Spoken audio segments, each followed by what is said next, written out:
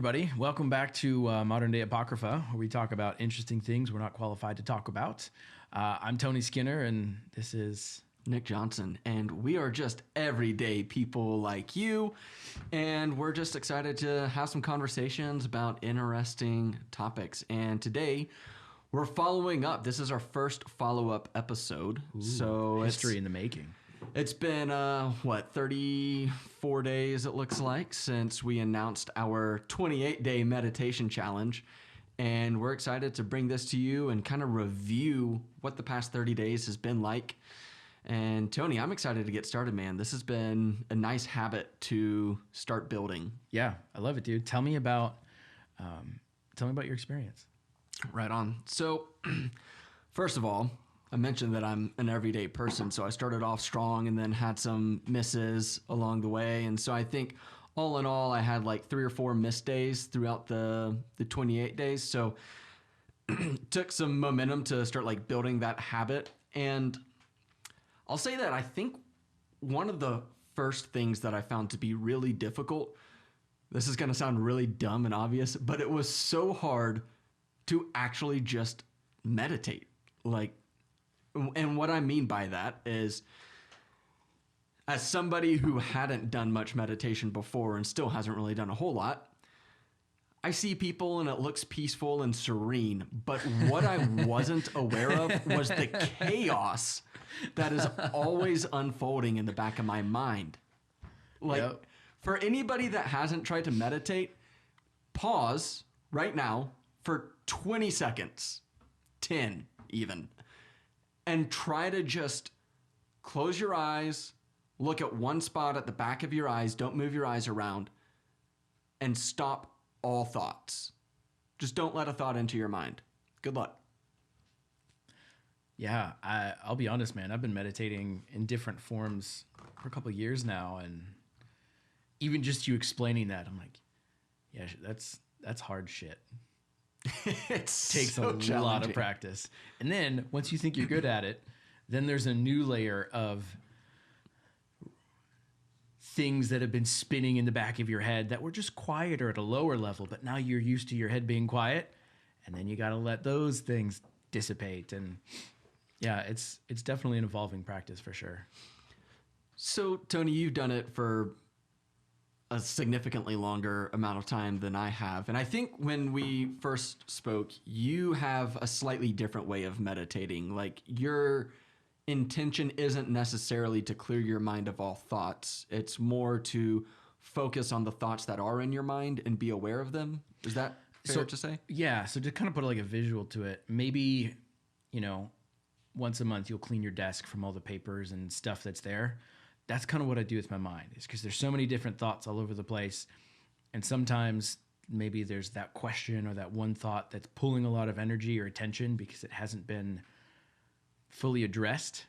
And so it wants to be. And then maybe you got 6 of those going on, and then you're trying to focus on the one thing in the moment, work, life, whatever, and you just don't have enough mental willpower.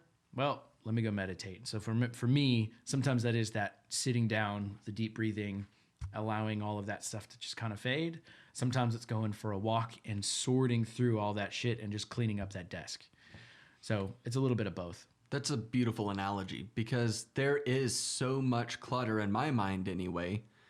And I don't think that I realized how distracting all of that clutter was until I was able to try to spend time without having to think about all the things that I need to think about. And then it brings so much awareness to what I have going on in my day-to-day life. And so everybody's got a lot going on. Like, I'm not going to try to claim that I've got way more going on than the average person. Like, nowhere close. It's nothing like that. It's okay. Lean into your narcissism. You can handle it. Yeah. No, I don't mean it like that at all. What I'm really getting at is that when I try to, let me just tell you the things that I'm working on this week. So it's my job, it's my family and my relationship. My girlfriend's moving in with me, so we're... Oh, congratulations, thanks, Nick. Man. So we're getting the house ready, going to the gym. I picked up a bow a couple weeks ago, so I'm really trying to make sure that I've got some good practice and that I'm ready for hunting. Guitar has been paramount for me. Obviously the podcast, probably some other things that I'm missing, but all of those things are things that I might not be actively thinking about at any given moment. But when I sit down and meditate, I'm aware of all of that. And I try to clear my mind, and thoughts about guitar and like what I learned last night might be popping into my mind.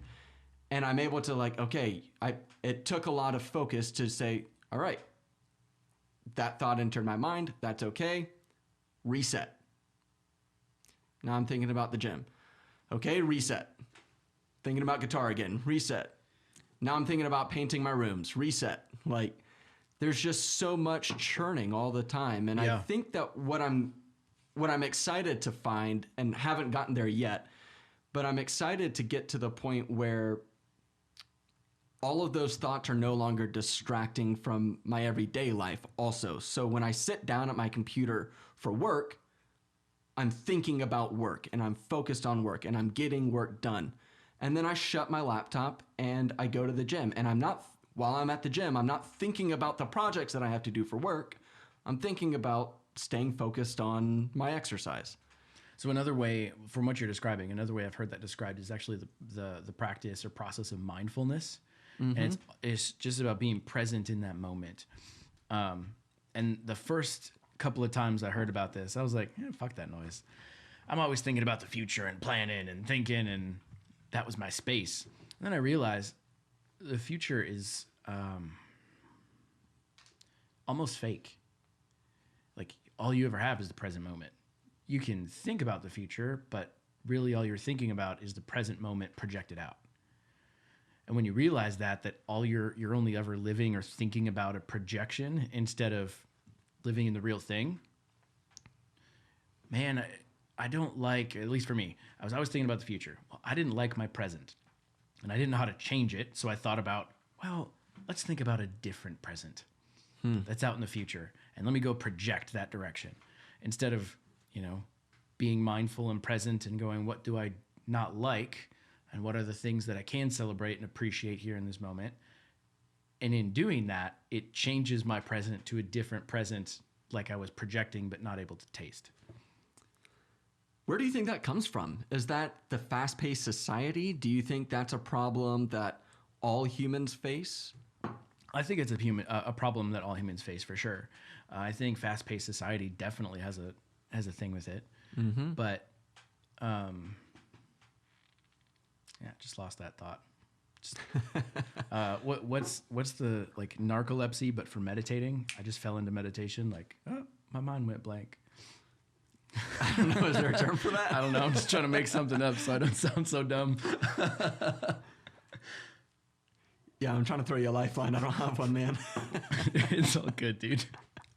But yeah, I think you're absolutely right. I think the humans are uniquely positioned to think about the future in no way that any other animal that I can think of thinks about the future. The squirrel buries the nuts for the winter.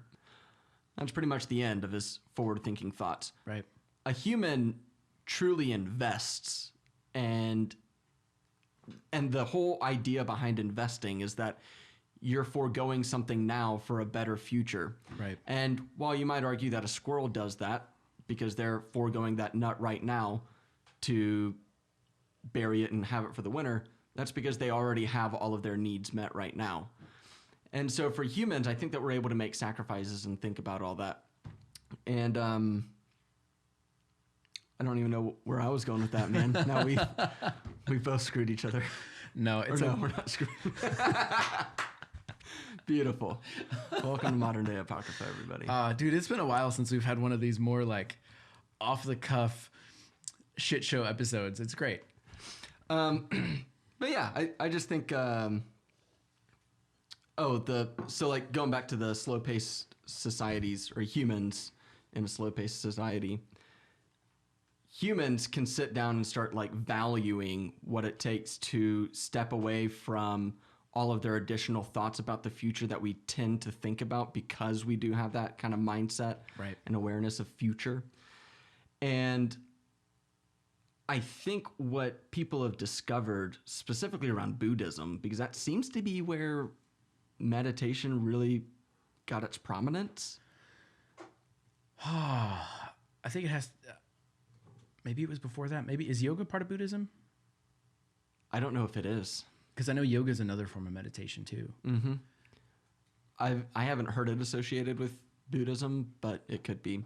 I kind of lump that all in. Here's the very, American in me. It's very Eastern, all that. So it's all kind of in one box in my mindset. So Same. Yep. Apologies.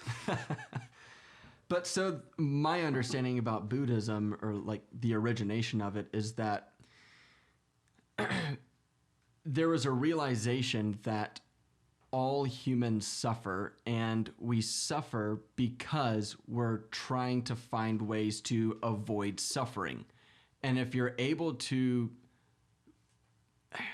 I'm going to use a stereotypical term, but become at peace or become at one with the suffering, and not try to avoid it, not try to enjoy it or anything like that, but just know that it's there, then you won't suffer anymore. And there's much better phrasing and verbiage that you can use to convey that idea. But yeah, that was kind of like the idea behind meditation, is that, okay, I can clear my mind of all the things that aren't perfect in life right now and just be content with what is.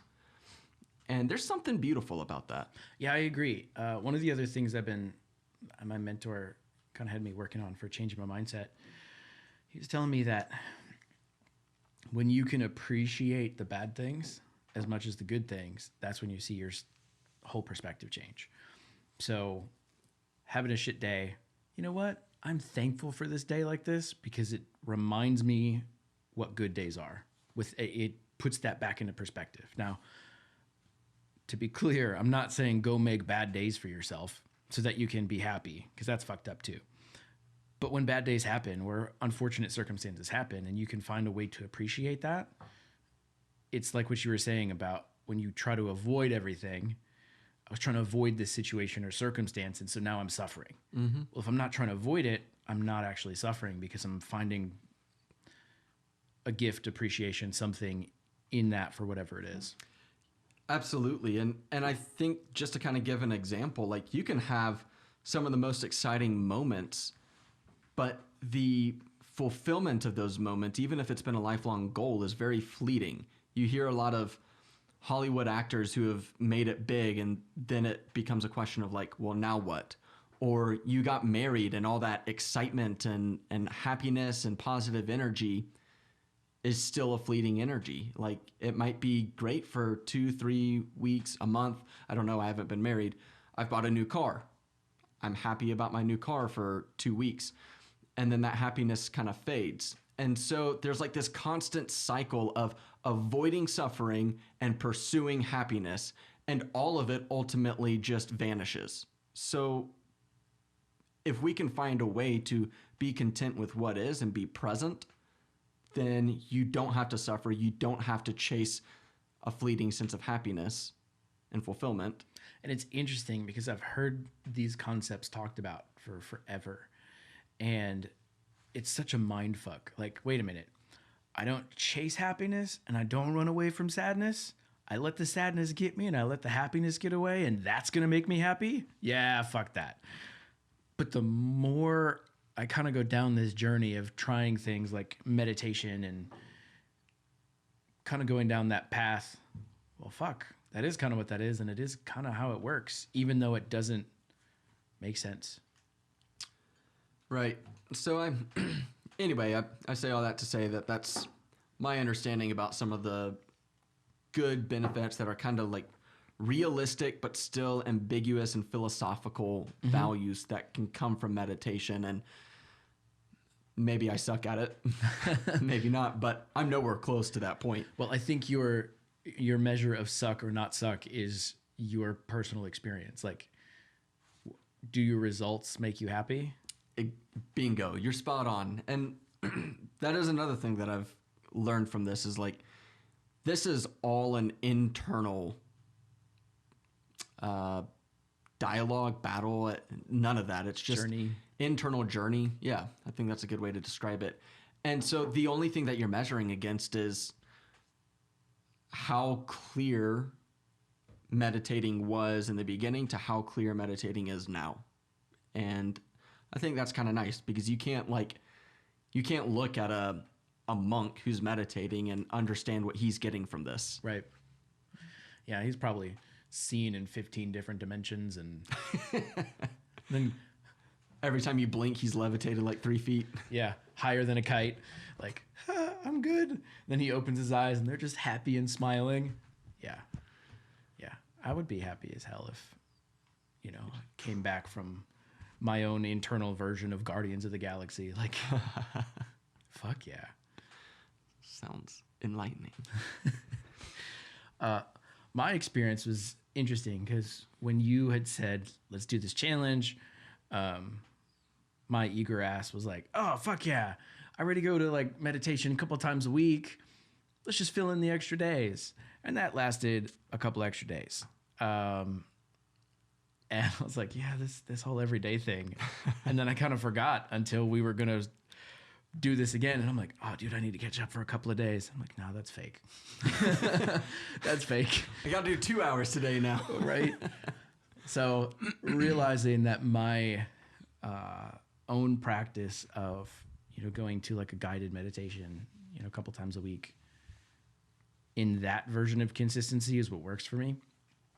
Because that ADD brain by myself, just trying to do it. Props to you for trying and going that route. Because got close. Not 100% successful, but we're close. But it became easier for me. Yeah, I bet. And part of this may be because it's just a habit. Part of it may be because I started actually looking forward to it after a couple weeks. But just recently, in fact, I put a quick post on our Instagram page. So you can follow MD Apocrypha on Instagram, and you'll see all of our content there. But I had done a few afternoon sessions, like around 1 o'clock, 2 o'clock, and it just happened to align with my like open spots in my schedule. I was like, well, I can set aside 20 minutes for this. And when I started doing that, I realized that little moment that I have over 3 hours between, like noon and 3 or 1 and 4, somewhere in that range, I'm always feeling a slump in the day. And it's like just kind of a drag to get through the rest of the day. I'm tired. I'm yawning. I could take a nap for sure. And the meditating was, I'm not sure if it's not like my sleepiness went away, but it just renewed my focus and my purpose and gave me intentionality for what the last few hours of my work day was going to look like. And it was nice because I didn't have to rely on like going to get some coffee or just shitty performance. Like if I'm getting distracted all the time, it just was a nice reset. So I enjoyed that a lot. That's awesome. I don't think I've heard that one yet. Like I remember when you posted that, but I don't need coffee. Let me go meditate. Yeah. That's an interesting one. I like that. Because it's not that like I feel sleepy, but it's more that I just feel like my brain is exhausted, slowing down. And so while right now it does take a lot of effort to meditate, I think that you'll get even more results once you're able to actually like effectively stave off all of these thoughts or tone down how many thoughts come in. Because for me, it's like every 2 seconds, not even exaggerating. Well, this makes a lot of sense as I'm thinking about it. If we go back to our visual analogy in the beginning about, all of these thoughts popping up that are unfinished, needing attention, and each one of them having a little bit of energy, when you go to sleep at night, for the most part, all that shit gets shut down. And then you wake up fresh. Well, you have all these different thoughts, your own personal thoughts. You get to work halfway through the day, you get your lunch, but all of those thoughts are now building up. So we hit that 1 o'clock, 2 o'clock, 3 o'clock slump. That came out really weird. 1 o'clock, 2 o'clock, 3 o'clock, stop. That's what I kept thinking. I was like, I loved it though. Threw myself off. But you hit that slump in the afternoon, and it's not because you're actually physically tired. It's because your brain has built up so many thoughts that have open loops running that are not closed off.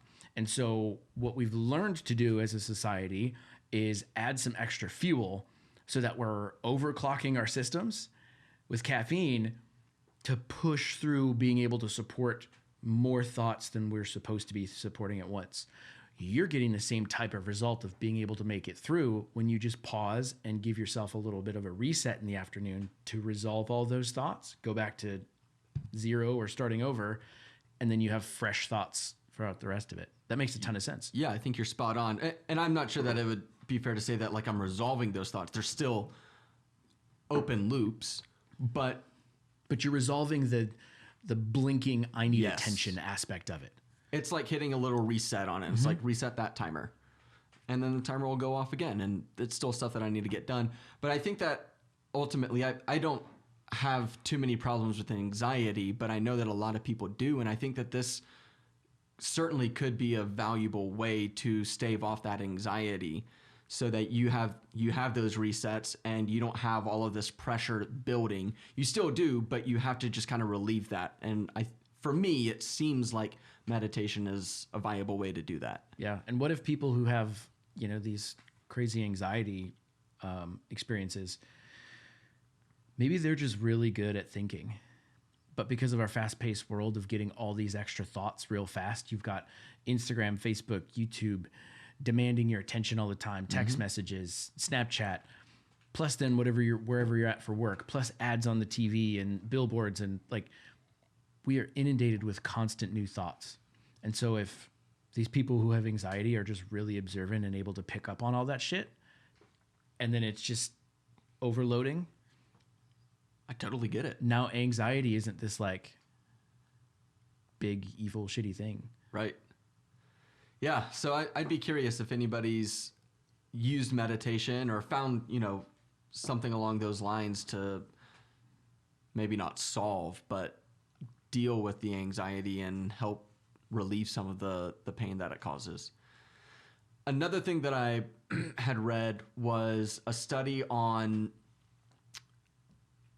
highly successful people. And I don't mean just in a business sense, including business and CEOs and stuff, but somebody who's a really effective teacher or communicator. And just productivity in general is what the study was about. And they found one common theme amongst everybody. And that was the ability to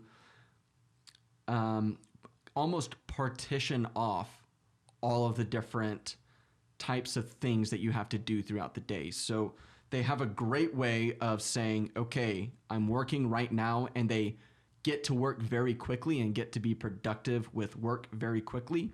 And then when they're done with work, let's say it's, 4 o'clock and you're shutting down, you shut your laptop and they are immediately on to the next thing. And not in the sense of on to the next thing as in preoccupied with it, on to the next thing as in they're not thinking about work anymore. That chapter has closed, the partition cannot be accessed anymore, and now they're thinking about, let's say in my case, learning some guitar. And then an hour of that is done and we're moving on to the next thing and we're focused on that. And that's another thing that I think will be getting better in my life with continuing to meditate, because it's training me to hold my attention on one particular, it's not even a thought, lack of thought is what I'm going for, but I'm getting pulled away from my presence of clearing my mind all the time. And I think that translates to being able to be present with just the task at hand as well. Because when you can hold empty space in your mind, you can also choose to have one specific thought in your mind. That's right. And so the empty space exercise of meditation, not only does it give you a reset either beginning of the day, end of the day, middle of the day, whenever you're doing it, it also builds your mental muscles to be able to have as many or as few thoughts as you want. And I think from the stuff that you're explaining, it makes sense if you're going to be super efficient or super effective on one specific thing, it makes sense to have that singular focus without any distractions. So that's, a practical way on how meditation can help your life focus more than just the experiential, I feel better that people say when they do meditation. What I'm hoping is that becomes something that happens on your subconscious level, And I think it will. Yeah. I'm not positive, but that's my hunch. Because I don't want to have to consciously think, okay, I'm sitting down to work. Maybe you have to do like a 3-minute meditation session to kind of prepare for that. I don't know. I don't know what's going to work best, but I'd hope that it would get subconscious so that you're not having to really like use conscious energy to partition off your day. Well, think about any habits that we make.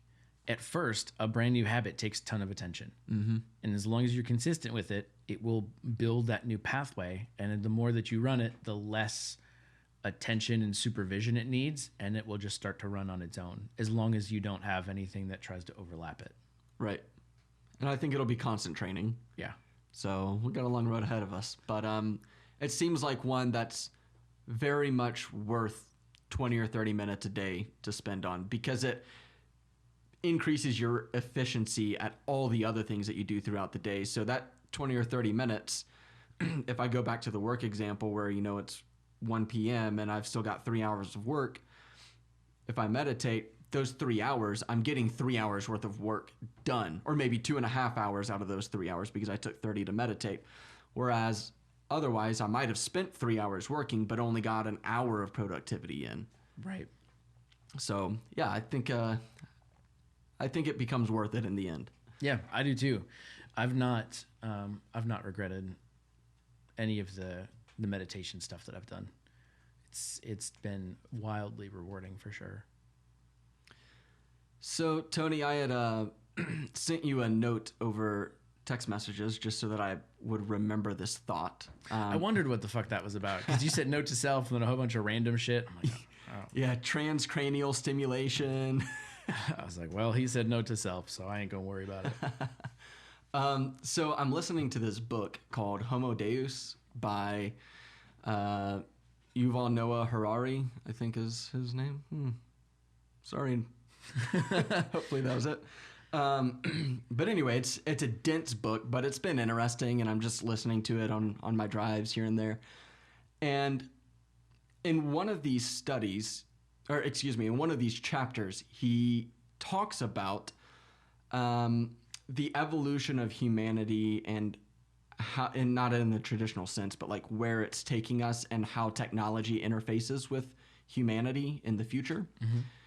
And he talks about our ability to implant electrodes, and I may not use the right terminology here, but electrodes into our brain to stimulate certain neurons, and that solves some various different ailments. For example, PTSD is one in soldiers, or anybody that's got PTSD. They've found that there are neurons that you can stimulate, and if you stimulate those, then it creates that I don't have PTSD, so I can't speak to this, but like the anxiety that comes along with it, and it staves that off, and it basically just kind of triggers your brain to function the way that you would optimally be functioning. Well, he went on to talk about external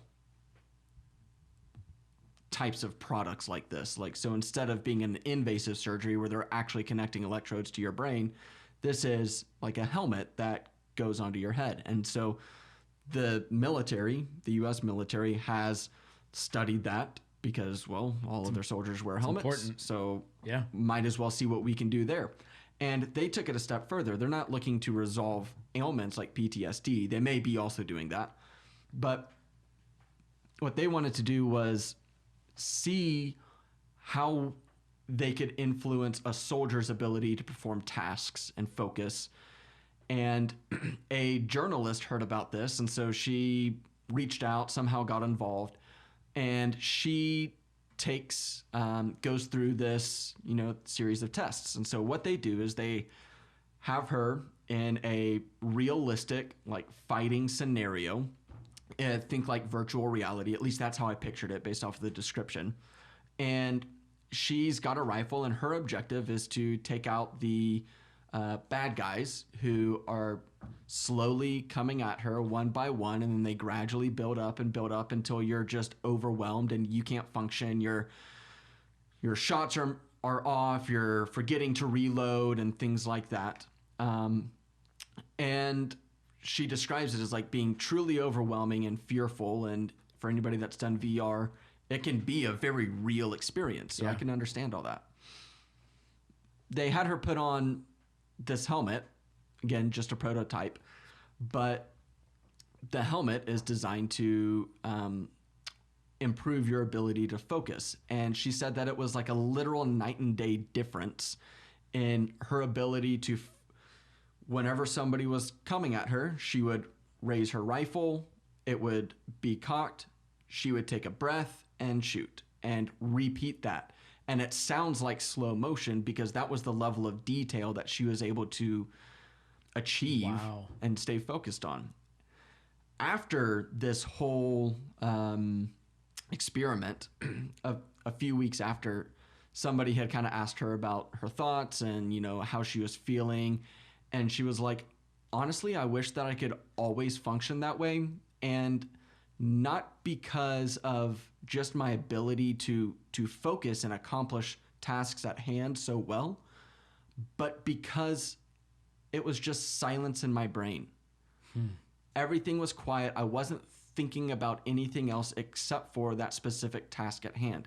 It was like my brain shut off and prioritized what was before me. And I kind of paused it and I was like, repeat that? And I listened to it again. And of course, I've got meditation on my mind. And I was like, that sounds an awful lot like meditation. Right. And, or at least the mindfulness aspect of meditation. So I felt like that was not a direct study about how meditation can improve your focus and improve your ability to accomplish tasks, but it was very tangential to it. Yeah, that's hella interesting. And my mind branches off to 1,000 different directions when I hear that. Like,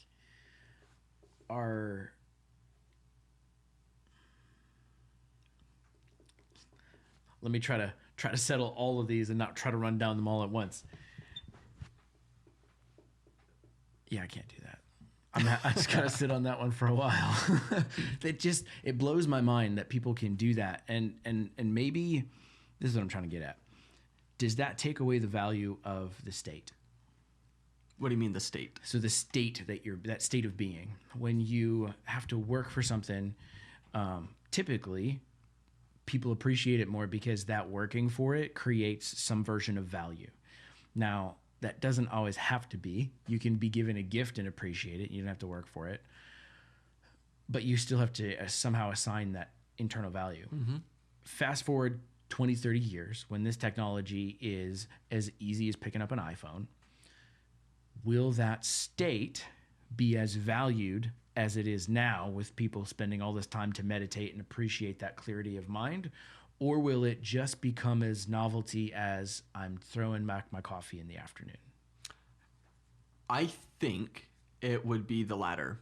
I think people wouldn't appreciate it as much, especially when you think about I'm going to make up a word here, generationality of it, meaning let's not look 20 years at when this happens. Let's look 80 years when people have integrated this type of technology in their everyday life, and they have kids who grow up only knowing that technology. And the same is true for designer babies. The same is true for, any number of things that are technological advances. I think all it ultimately does in the grand scheme of things is raise the bar. So the standard of appreciating that success becomes whatever the next level of that. You can always be more focused and more skillful and more precise with your movements, efficient, whatever the case may be. Like, there's always room for improvement there.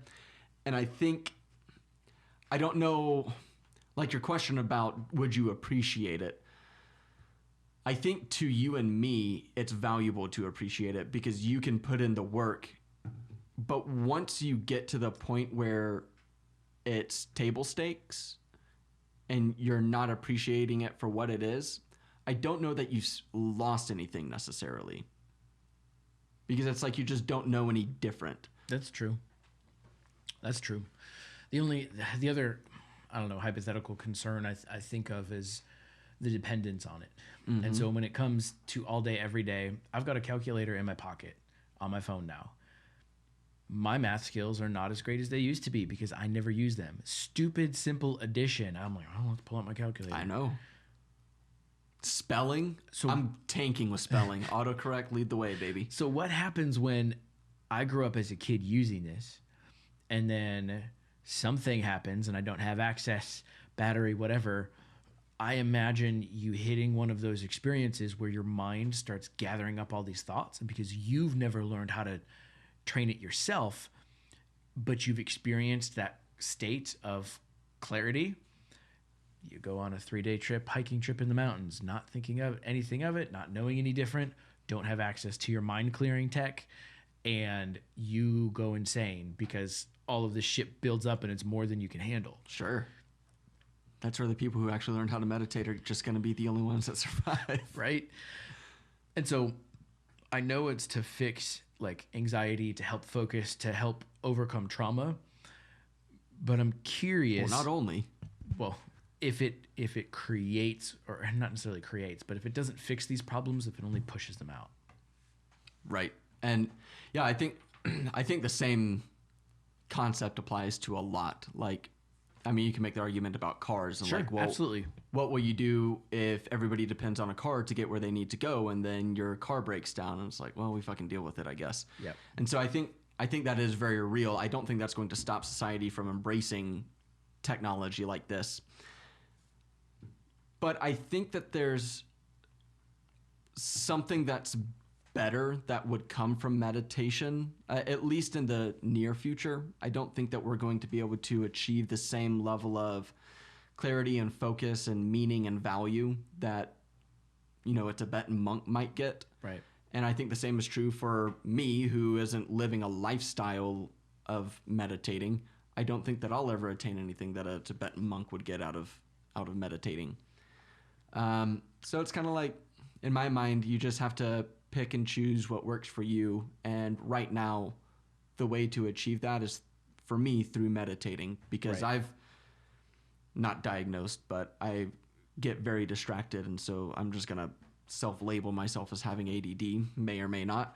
But the point is that I would like to be able to focus on one thing much better. And it seems that meditation is one of the ways to achieve that. I would say unbridled curiosity instead of ADD. I'll take that. Appreciate it, man. You bet, bro. Well, I think this was good. Kind of doing that follow up of the meditation.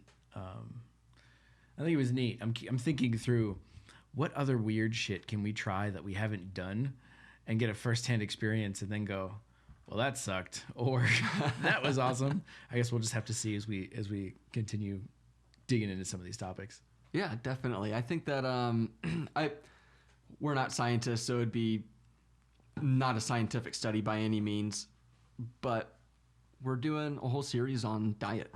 Yeah. And I think that there could easily be something where we do going vegan for 30 days or something. I mean, you pretty much already just mastered that, so that'd be a struggle for me. You'd kill it. You could let us know your thoughts. But yeah, I think that there are opportunities for that in the future. Yeah. Let us know what you think. If you're on Instagram, MD Apocrypha. What's our email if you're not on Instagram? moderndayapocrypha@gmail.com. Boom. Send us an email. Let us know what you want to hear and what you'd like us to try. We'll catch you next week. Peace out.